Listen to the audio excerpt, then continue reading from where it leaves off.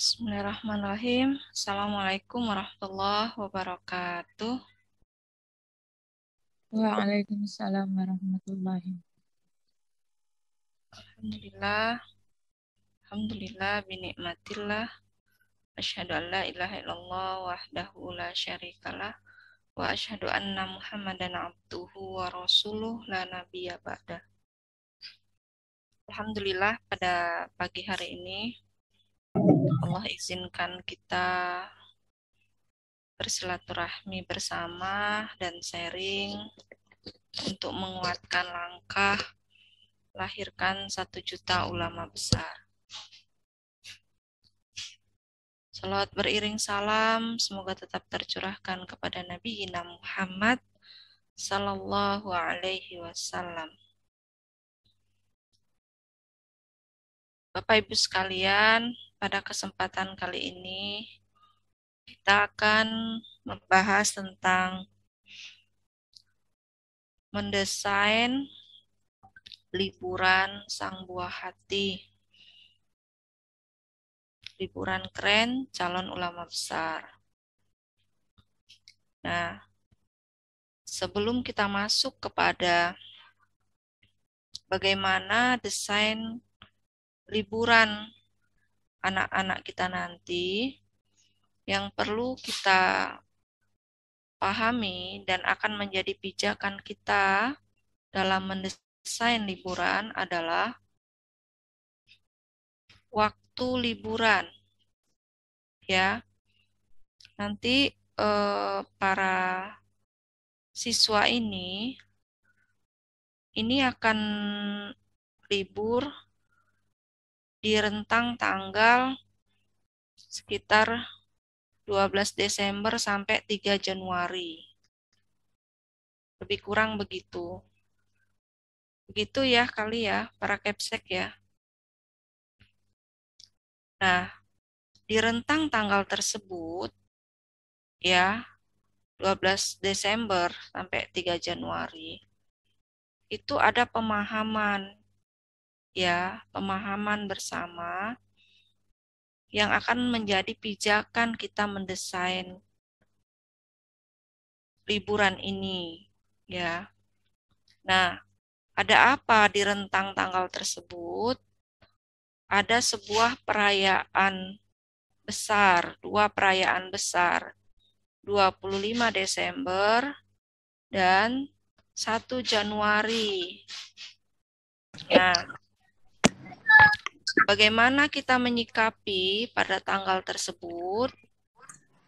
Itu tergantung dengan pemahaman kita tentang tanggal perayaan di 25 Desember dan 1 Januari yang merupakan perayaan dari non-muslim. Ya. Nah, itu akan sama-sama kita bahas terlebih dahulu. Dalam surah Al-Furqan, ya, dijelaskan bahwasannya larangan merayakan tahun baru, ya, dan perayaan hari raya musyrik. Dan orang-orang yang tidak memberikan kesaksian palsu, dan apabila mereka bertemu dengan orang-orang yang mengerjakan perbuatan-perbuatan yang tidak berfaedah, mereka berlalu dengan menjaga kehormatan diri. Nah, kita harus pahami terlebih dahulu tanggal 25, bawa cipak dulu ya. Tanggal 25 Desember itu ada sebuah pemahaman di sana. Pemahaman kita sebagai muslim dan pemahaman mereka, ya, yang non-muslim. Menurut kita, ya, menurut mereka di tanggal 25 Desember itu adalah tanggal di mana kelahiran Isa Al-Masih sebagai anak Tuhan. Menurut kita Muslim, ya menurut kita Muslim, Nabi Isa itu bukan Tuhan. Nabi Isa itu adalah Nabiullah. Nah, itu beda. Secara dasar begitu. Nah, kalau kita misalnya mengucapkan selamat, berarti kan kita mengakui Isa Al-Masih sebagai Tuhan. Ya, nah kita berhenti di situ. Karena kita beda pemahaman, maka berdasarkan surah Al-Furqan itu, kita tidak boleh memberikan persaksian palsu. Kita mempunyai keyakinan bahwasannya Isa itu adalah Nabi, bukan Tuhan. Kok di satu sisi kita mengucapkan selamat kepada orang yang merayakannya. Dan mereka merayakannya itu pengakuan mereka sebagai Isa sebagai Tuhan. Nah, di situ ya. Tapi bukan berarti tidak ada toleransi di sana. Kita tetap punya kewajiban untuk bertoleransi. Kita mengakui adanya perbedaan pemahaman. Kita punya pemahaman keagamaan, agama lain punya pemahaman keagamaan.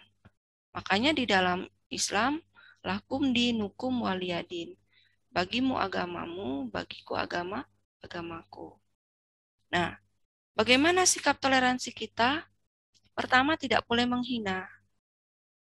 Ya, kita tidak boleh menghina keyakinan orang lain. Yang kedua, kita tidak boleh mengganggu perayaan mereka. Ya, kita tidak boleh mengganggu perayaan mereka. Kita tidak boleh menghina, kita tidak boleh mengganggu. Ya, nah, apa yang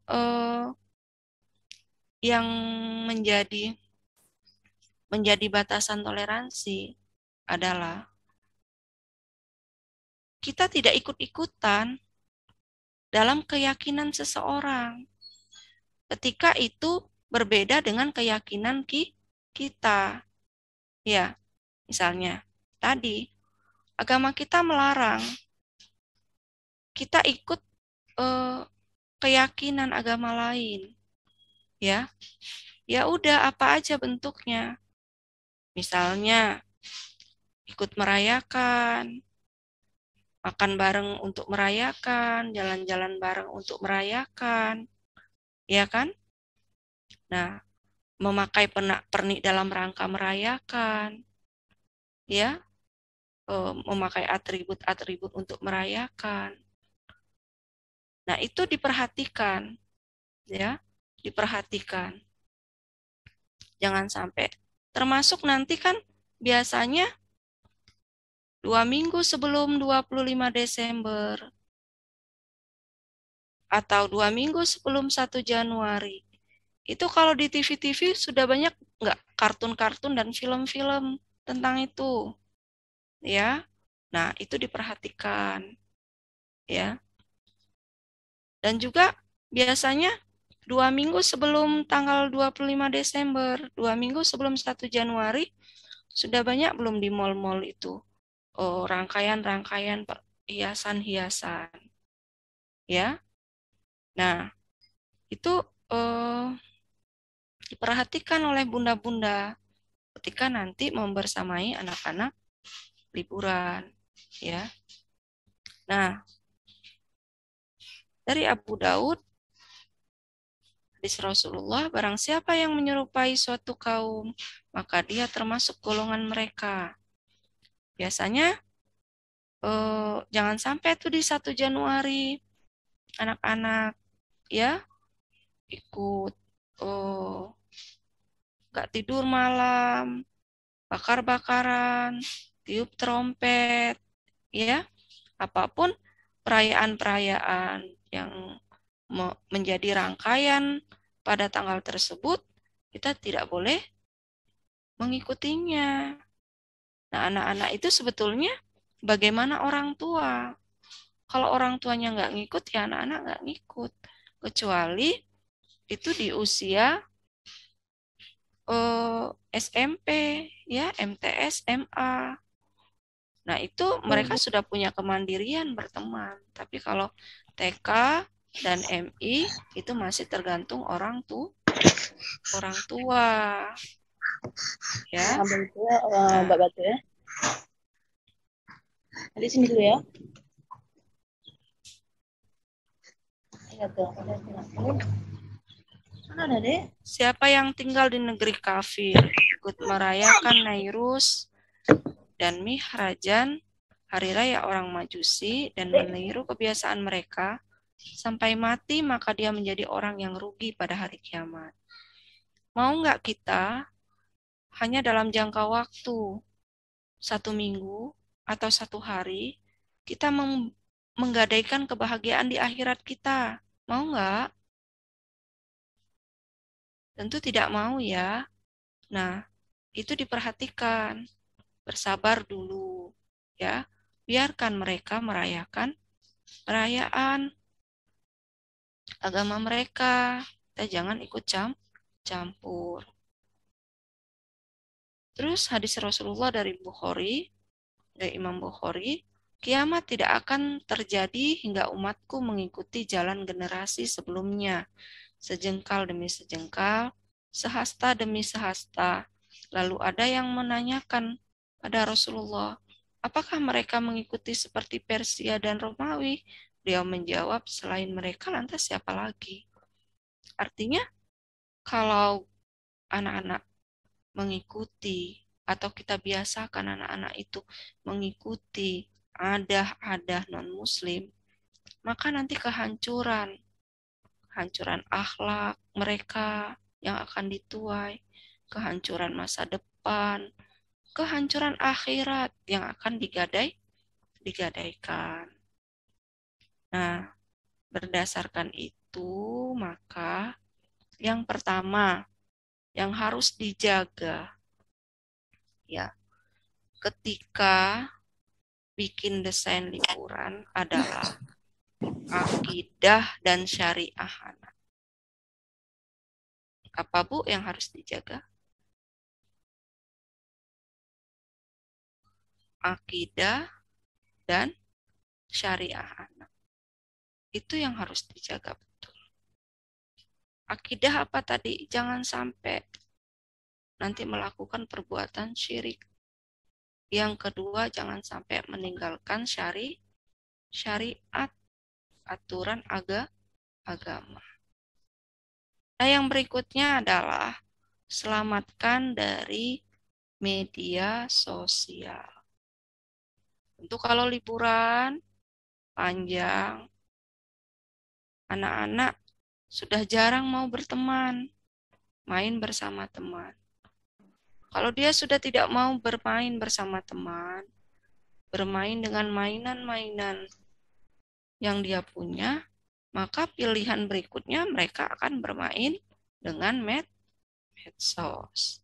Nah, ini Bu Nurul akan tampilkan bahaya medsos.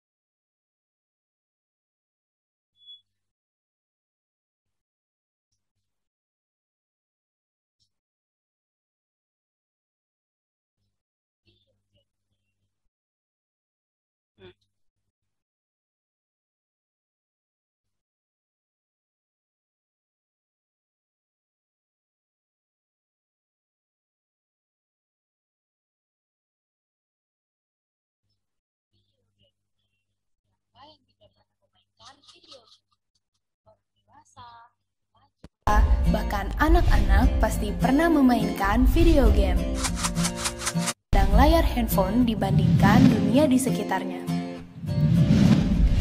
Anak-anak cenderung lebih sering menghabiskan waktunya sendiri bermain games dibandingkan bermain bersama teman-temannya. Tahu, sekitar 7 games yang tidak diperuntukkan bagi usianya. Bunda, terlalu banyak bermain games bisa mengganggu proses tumbuh kembang anak-anak. Maaf ya, kayaknya Macam mimik wajah lawan bicara. Mengikis empati. Jika anak bunda senang bermain game seperti perang-perangan atau seni bela diri, maka anak bunda akan menjadi lebih agresif dan mengikis empatinya pada orang lain. Gangguan motorik. Tubuh anak bunda yang sering bermain games akan kurang bergerak sehingga mereka bisa saja terserang obesitas dan pertumbuhan tinggi badannya tidak akan maksimal. Gangguan kesehatan. Anak bunda yang terlalu sering menatap layar video game secara terus-menerus dalam waktu lama akan menyebabkan serangan sakit kepala, nyeri leher, insomnia, dan gangguan penglihatan seperti rabun jauh. Banyak gamer yang mendapat dampak serius dari bermain games. 85% gamers mengalami gangguan kehidupan sosial dan penurunan prestasi belajar. Cara paling sederhana untuk mencegah dampak buruk dari games adalah dengan memasuki dunia anak bunda. Banyak ibu-ibu di luar sana. Bentar ya.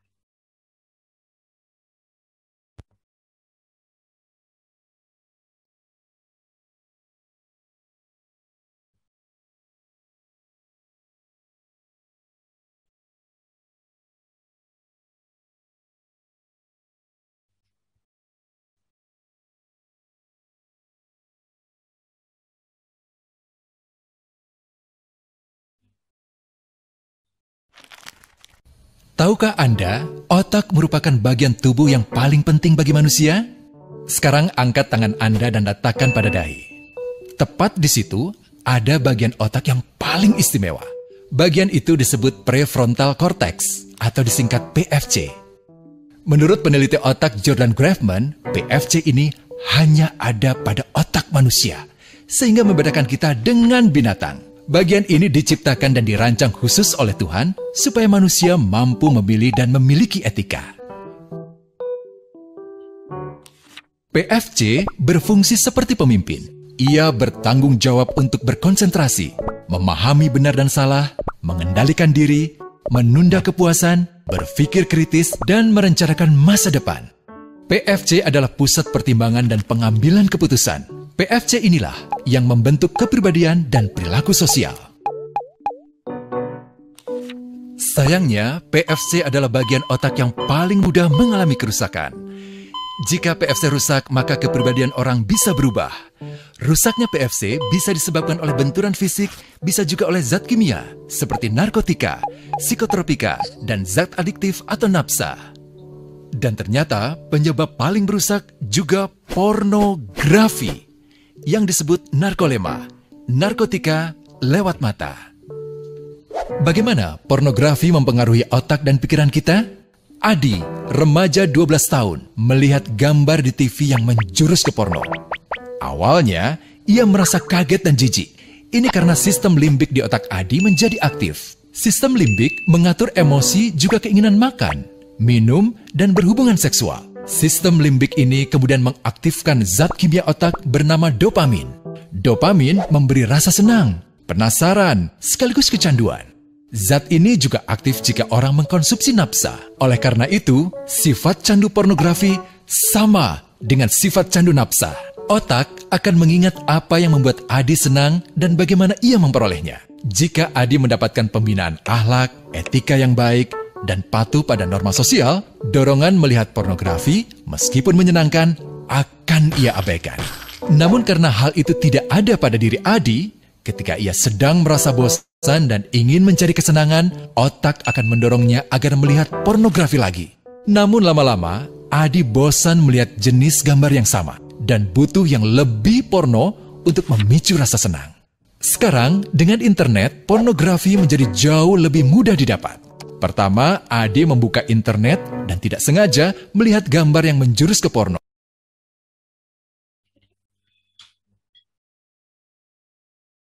pornografi menjadi jauh lebih mudah didapat.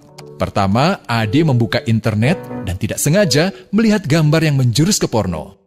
Berikutnya, ia sengaja membuka lagi untuk melihat yang lebih porno. Awalnya melihat yang sedikit terbuka, lama-lama semuanya terbuka. Awalnya melihat 1 menit, lama-lama 1 jam. Adi mengalami kecanduan pornografi. Bagaimana kerusakan PFC akibat kecanduan pornografi? Secara alamiah, dopamin dialirkan dari sistem limbik ke PFC.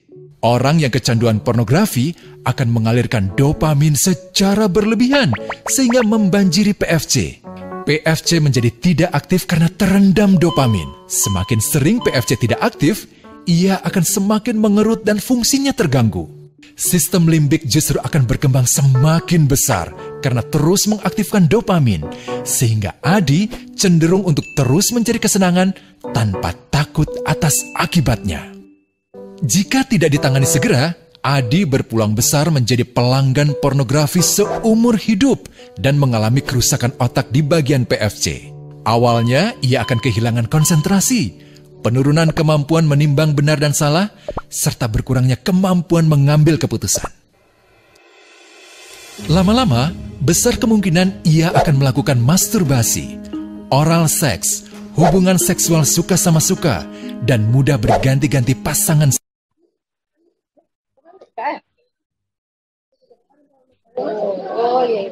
Ibu, tergambar nggak bahayanya medsos itu?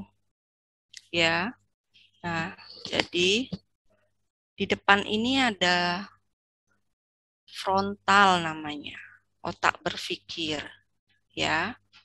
Nah, otak berpikir ini kalau anak ibu-ibu bermainnya itu bermain dengan manusia, dengan mainan yang saling ada interaksi saling, maka dia akan memberikan stimulan, ya, rangsangan, pembelajaran pada seluruh belahan otak anak, tidak hanya bagian frontal saja, ya, baik otak frontal, ya, parietal, rasa, dia ada peduli dengan orang lain, ya, peka dengan orang lain, ya, occipitalnya, ya, otak bagian melihatnya, ya, otak temporalnya, batang otaknya, semuanya itu distimulan oleh permainan anak-anak yang bermain bersama teman dan ada permainannya. Namun, kalau hanya anak itu bermain dengan HP-nya, maka yang distimulan, ya, yang sering terstimulan itu adalah saraf occipital. Saraf occipital itu saraf melihat. Kalau dia kan ada gelombang-gelombang cahaya-cahaya yang tidak baik dengan mata. Tadi mempengaruhi mata anak rusak, ya enggak? Nah, kalau anak duduk aja, perkembangan fisiknya, obesitas, bungkuk, ya enggak? Kakinya enggak kuat, iya, dia enggak pandai motorik kasarnya, enggak pandai motorik halusnya, ya, enggak pandai emosinya, enggak pandai sosialnya. Akhirnya dia enggak peduli sama lingkungan tuh, enggak peduli. Sama dirinya aja dia enggak peduli. Enggak peduli makan, enggak peduli minum, apalagi peduli sama emaknya, enggak. Ya.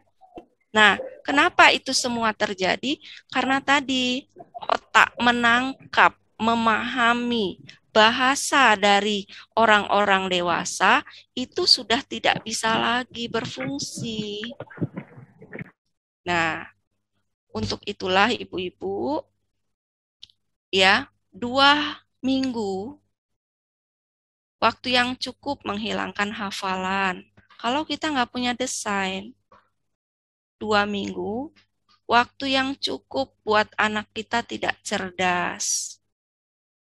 Ya, nah maka di 2 minggu ini kita harus punya desain yang bagus.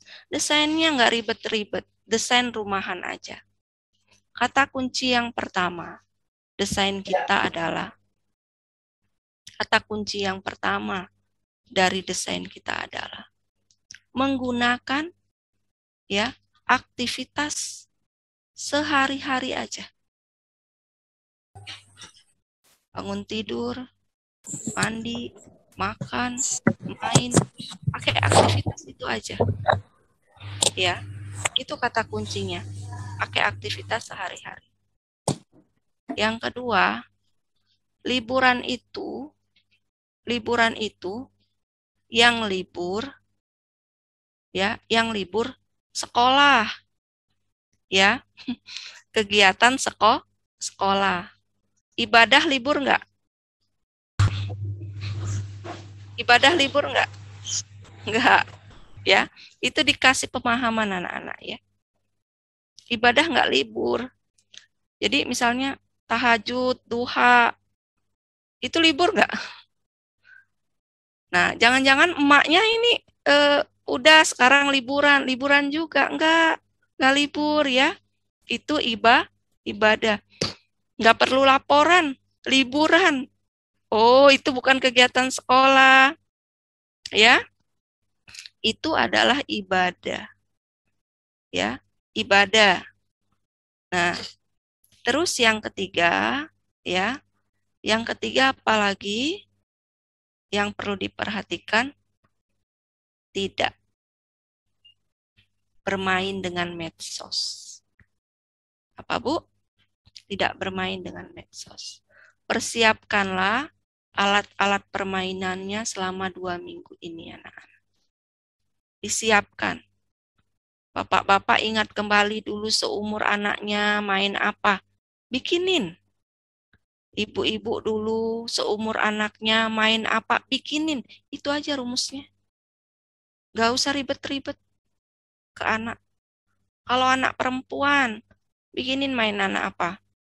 Rumahan dari kertas, rumahan dari kardus, orang-orangan dari kardus, kursi-kursian dari kardus, tempat tidur dari kardus, baju-bajuan boneka dari kertas-kertas, ya kan? Bikinkan alat-alat piring-piringnya dari kertas, dari kardus, dari tanah liat, anak perempuan. Siapkan pisau yang tumpul, pisau. Sekarang kan ada pisau-pisauan plastik tapi tajam untuk memotong batang kangkung. Ya kan ada ya? Nah, itu disiapkan. Disiapkan dia, alat-alat masak-masakannya, kompor-komporannya, semuanya disiapkan. Kalau anak laki-laki, siapkan Bapak. Gergaji, palu, paku, triplek, kayu-kayu bekas, disiapkan. Bambu-bambu bekas, gala-gala, untuk apa tuh? Beliin 1 ayam betina atau ayam jantan. Ajarin bikin tempat ayam. Ya. Atau bikinin bagaimana caranya bikin kolam ikan. Bisa. Caranya bikin tembak-tembakan dari bambu. Bisa. Bikinkan kuda-kudaan dari pelepah pisang, bisa. Tembak-tembakan dari pelepah pisang, bisa. Bikinkan apa tuh yang tentara terjun payung dari itu, dari plastik, kantong plastik, bisa. Bikinkan layangan dari kertas, bisa. Nah, 2 minggu itu.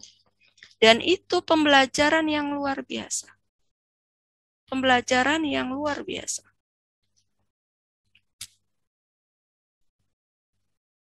Kreativitas kita yang sekarang ini, yang udah tua-tua itu hasil dari kita dulu suka main yang begituan. Mainnya apa? Masak-masakan. Main masak-masakan itu kan kita nggak kayak anak sekarang. Kita harus cari kangkungnya, di rawa-rawa, ya enggak? Kita harus potongin kangkung-kangkungnya. Kadang cari kayu-kayu kecil, cari kaleng-kaleng buat jadi kualinya, tempat masaknya, cari batu-batu bata bekas, ya enggak? Untuk apa tuh? Untuk masak. Masak itu tadi, kangkung tadi, ya. Kadang cari tempat kaleng sarden atau kaleng denko. Buat apa? Buat masak beras di situ. Ya kan? Biasanya anak-anak kecil begitu. Itu memancing kreativitas anak. Cobalah kembalikan anak-anak ke permainan seperti itu. Untuk awal, ibu dan bapak harus mencontohkan, harus membuatkan, harus mendampingi mereka. Sampai nanti ibu bapak lelah sendiri, karena mereka tidak akan berhenti membuat rumah berantakan, halaman rumah berantakan, karena mereka akan macam-macam nanti. Bisa aja bak mandi dimasukin ikan di sana. Ya enggak? Nah, tinggal diarahkan caranya. Nih, ada beberapa desain, gambaran desain dari paparan saya tadi yang bisa diambil.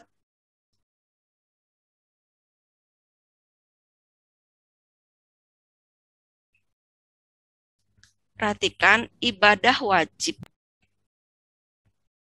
Tetap tuh, ibadah wajib berarti sholat 5 waktu. Ya, tulis dulu jadwal sholat 5 waktu.